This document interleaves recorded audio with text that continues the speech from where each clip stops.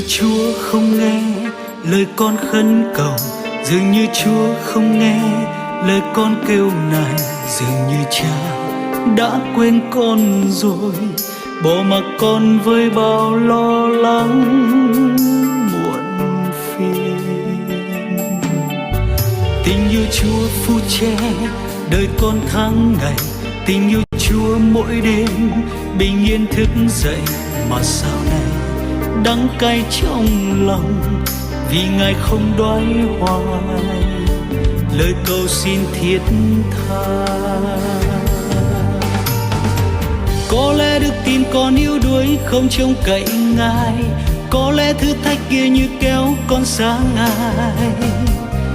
về với thế gian, trách móc yêu thương nghi ngờ tình yêu Chúa. Có lẽ đức tin con yếu đuối nên hay lo sợ, có lẽ thử thách kia quá sức con hỡi Ngài. Xin theo ý Cha dẫn dắt đưa con qua mọi lần giông tố.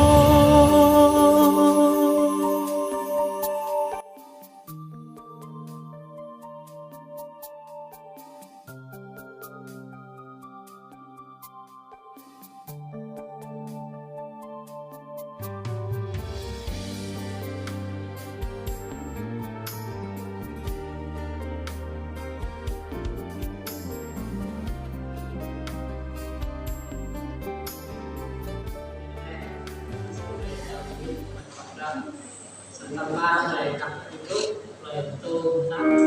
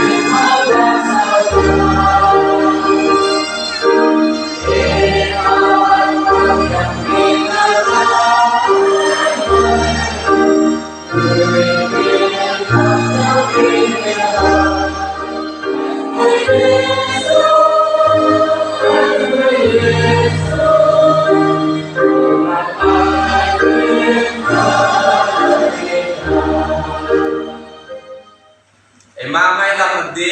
mày bin đi là chặt ấy cái đó cái khắp ấy cái chặt ấy cái cổ phàm cái chi chàng nặng lên mày bỏ làm bỏ hài bỏ lông bỏ vui mày bị thọ sang thọ là chặt ấy cái chi chàng nặng lên mày mừng phân lòng rung và hiền cái đó mày đấy cái này có một rạng chắc đừng mừng phân cây nê màu cụ màu một anh mươi màu nặng nè chẳng có màu thuyền đó chơi cu ở quan này lộ sập lực mày chơi cái pin đi phải chọc ít cái đấy cô ít đi thì tôi không biết học thật cho mày thì đây có mày rồi bro cái tip bro cái làm ra chặt thế thì tôi không biết lấy rồi lấy rồi cho lọc ai cổ ra ra lại cổ anh mươi mà giao tiếp ra ra rồi lên chung lòng nước thì cũng phải một tầng là sai bằng lại cũng nặng đi hay là có không xa cái đi đấy đặc biệt là nặng là cái nặng Berarti pikir tentang làm bài buku kredit kemudian maupun berarti itu kemudian sẽ xin được bayar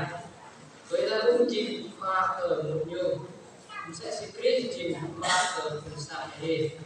cũng sai đi chỉ sai này luôn là đang dùng chỉ cổ thì pha ở sai đây sẽ xin cũng sai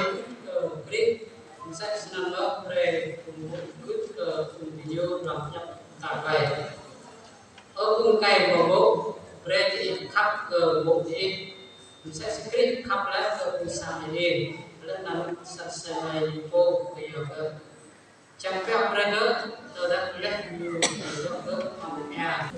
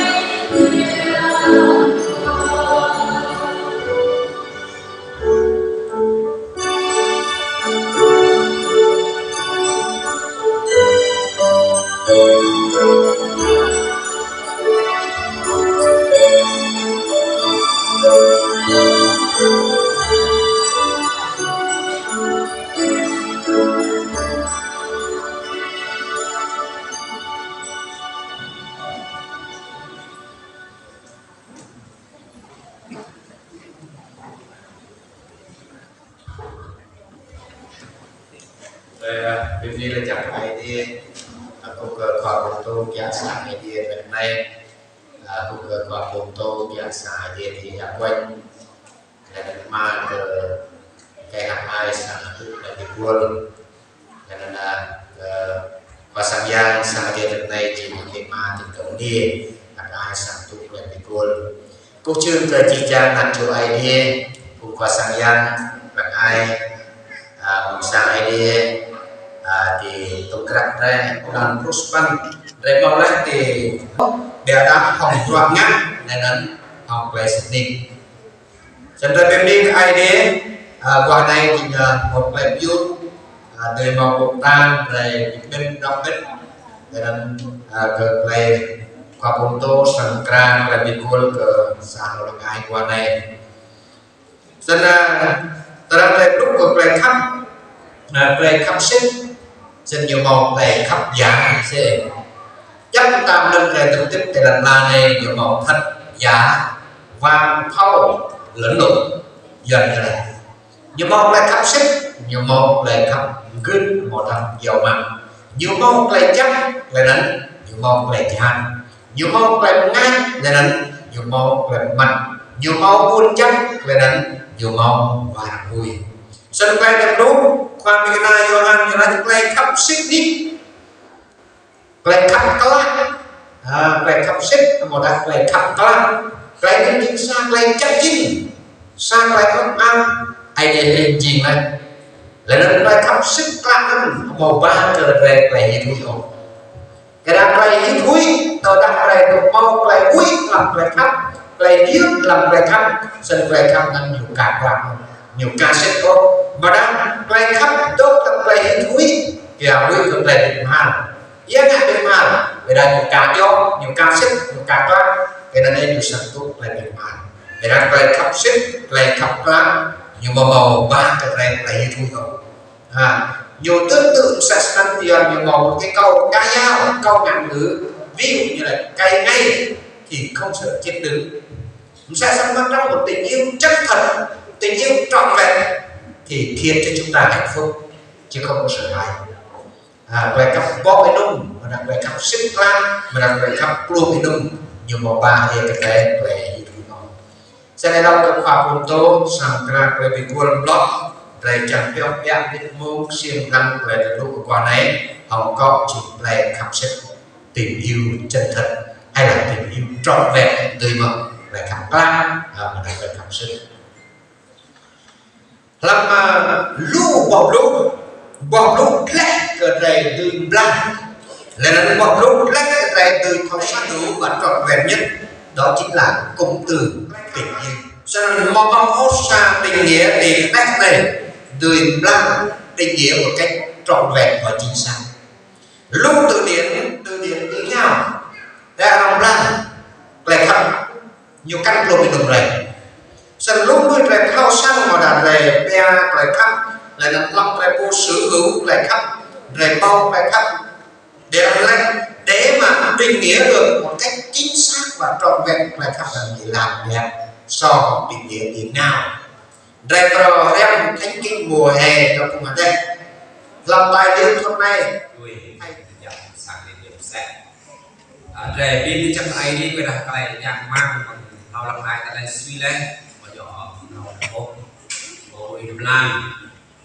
bắt chặt lại cho cái nhận covid đi chẳng một cái cô là để cần đi được mà một cáiดูmình đã đấyเราđi mua được đi cái phim chắc cái hay đi và đặt đây thì mình biết cái này xác định để bộ ra sai và đặt mẫu hay đi vào nhiều dạng luôn dùng biết chẳng một cái quốc thì thành đi học mai phải đủ na làm cho này tôi xin phải theo thầy cô giờ tôi xin phải theo gặp vui đến thế thì là tốt ung bố chỉ phải đi quốc bậc cô đình chi chẳng tô phải đi quốc vuông găm đi xả phải đi chính chẳng một hạ về thì nộp ngay lên nắng tháo thì nộp cắn để đi chắc ai đi tôi vô năng ung bố chỉ phải đi quốc tơ chỉ phải tiếp bây giờ còn đọc sao rồi và rồi tọp lan sẽ phải đập người tay lúc lúc này đã ốp để hư để ốp để cùng căng lúc lại nguồn lúc lại hành lúc lại chắc ở cùng nhiều cả lâu hết lâu hết đấy phải chúng ta họ đẹp làm cái tiếp cùng không ăn sẽ có món bát cái tăng cả phải tăng to cái tăng làm phải khắp chẳng những chàng phải tiếp vào một chàng thì cái tiếp chọn rộng mẹ rồi này 100 hộp ai để mặt lại ai để imam hay ipo màu trắng chắc ở chỉ chàng thẳng